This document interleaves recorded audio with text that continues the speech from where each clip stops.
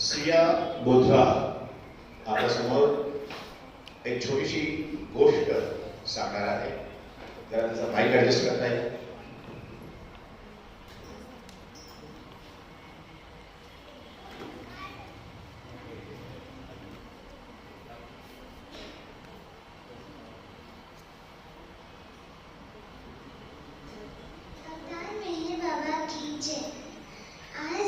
आज मैं आपको मनी आंटी और मेरे बाबा की एक स्टोरी सुनाने जा रही हूँ जिसका नाम है the skipping rope. Money aunty कहते हैं कि वह 14 साल के भी नहीं थे जब बाबा ने उन्हें अपने साथ रहने की अनुमति दी थी। बाबा के साथ हमेशा के लिए रहना ही उनकी एकमात्र इच्छा थी। वह कहते हैं कि इसीलिए आप कल्पना भी नहीं कर सकते कि मेरा हृदय कितना आनंदी था जब बाबा ने मुझे अपने साथ रहने की अनुमति दी। क्योंकि अब मैं बाबा और उनकी महिला मंडली के साथ हमेशा के लिए शामिल होने जा रही थी। मनी आंटी ने कहा कि पैकिंग करने के लिए तो बहुत कम सामान था क्योंकि बाबा ने मुझे केवल कुछ कपड़े लाने को ही कहा है, अन्यथा कुछ भी नहीं। इसीलिए मैंने अपनी सारी फेवरेट चीज़ों को पीछे छोड़ दिया, जैसे कि मेरे मैच बॉक्स का कलेक्शन, स्कूल गर्ल मैगजीन्स और मेरी कलरफुल हैंडल वाली स्किपिंग रोप। खैर वह बहुत स्पेशल थी। स्किपिंग रोप के बारे में आगे बताते हुए मनी आंटी ने कहा कि वह पूरे स्कूल में मेरी फेवरेट साथी रही है। इसीलिए मुझे ऐसा लग रहा है कि अगर मैंने इसे पीछे छोड़ दिया तो मुझे इसकी बहुत याद आएगी। और स्किपिंग रोप मैं इतना चाहती थी कि मैं इसे पीछे नहीं छोड़ सकती थी। और जब बाबा ने मुझे बताया है कि कपड़ों के अलावा कुछ नहीं लाना है तो उनका मतलब निश्चित ही मेरे इस छोटे से स्किपिंग रोप से नहीं होगा। इस प्रकार यह स्किपिंग रोप मेरे ट्रंक के कपड़ों के नीचे पैक हो गई। अंदर ही अंदर मनी आंटी को लग रहा था कि वह यह स्किपिंग रोप नासिक ले जाकर बाबा की आगे दौड़ रही थी, लेकिन गलतियां ही हमें पाठ सिखाती है और मेरे इस गलती ने मुझे यह सिखाया कि बाबा का हर आदेश बहुत इम्पोर्टेंट होता है। बड़ा हो या छोटा हो, बाबा का हर आदेश हमेशा महत्वपूर्ण होता है। नासिक पहुंचने पर मनी आंटी ने स्किपिंग रोप को नहीं खोला।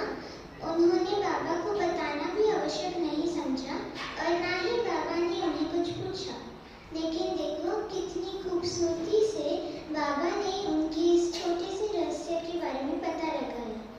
कुछ बच्चे छुट्टियों में बाबा के दर्शन करने नासिक के आश्रम में आते थे। वह बाबा ने उधर उनके स्कूल, पढ़ाई और खेल के बारे में बात की। बाबा ने पूछा, तुम्हारे स्कूल में किस प्रकार के खेल होते हैं? बच्चों ने जवाब दिया, हमारे स्कूल में क्रिकेट, हॉकी, स्विमिंग और बैडमिंटन यहाँ खेल होते हैं। फिर मनी आंटी ने कहा, हमारे स्कूल में क्रिकेट या हॉकी जैसे खेल नहीं होते थे, लेकिन हमारे स्कूल में बहुत से स्किपिंग के खेल होते थे और मैं अपने स्किपिंग रोप में बहुत ही अच्छी थी। तो बाबा ने इस पर मुस्कुराते हुए कहा कि बच्चों, तुम नहीं जानते कि मेरी बहन कितनी बुद्धिमान है।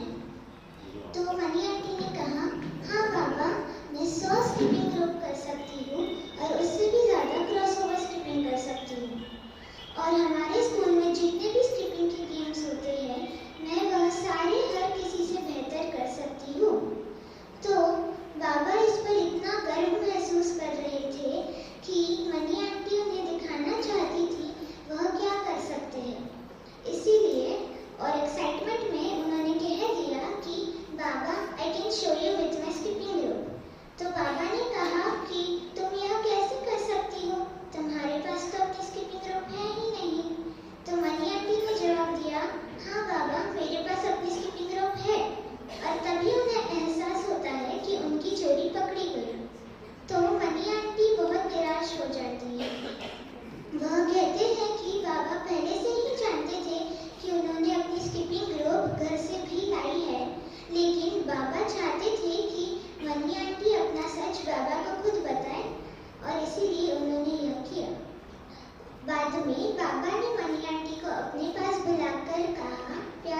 पूछा कि क्या तुम मुझसे प्यार करती हो?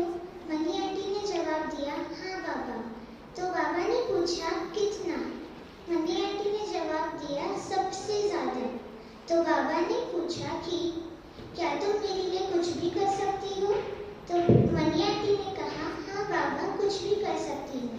तो बाबा ने कहा कि अगर मैं तुम्हें यह स्किपिंग रोप दूर फेंकने को कह दूं, तो क्या तुम वह कर पाओगी? तो मनी आंटी ने कहा, हाँ बिल्कुल कर पाऊंगी। इसीलिए मनी आंटी ने वह स्किपिंग रोप दूर आश्रम की कंपाउंड वॉल से फेंक दी।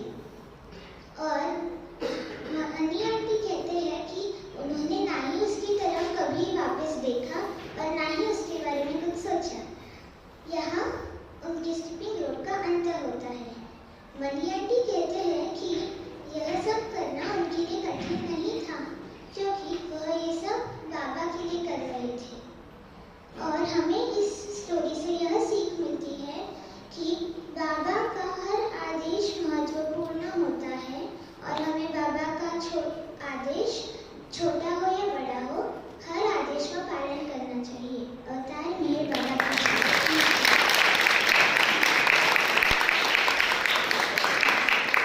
त्रिशला बंडेलू ही आपल्यासमोर एक नृत्य सादर करणार आहे। हे नृत्य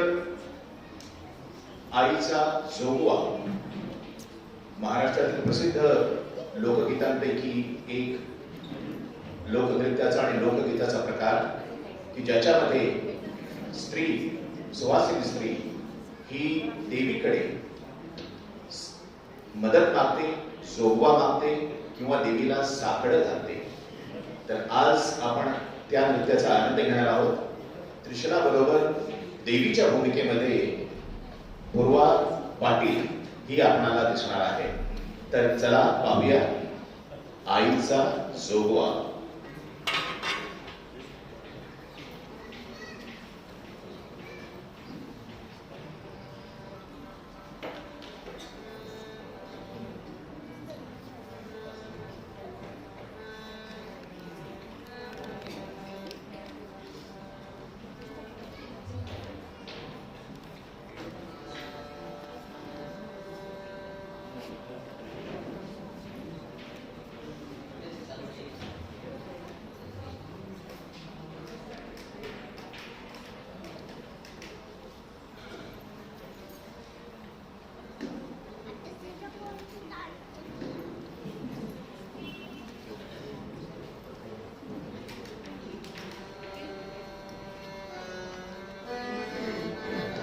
देख सुन जरा, अगर मैं नहीं रहूँगा ना, देख ये है ना इधर खींचने का, ऐसे थोड़ा सा घूम नहीं सकता है।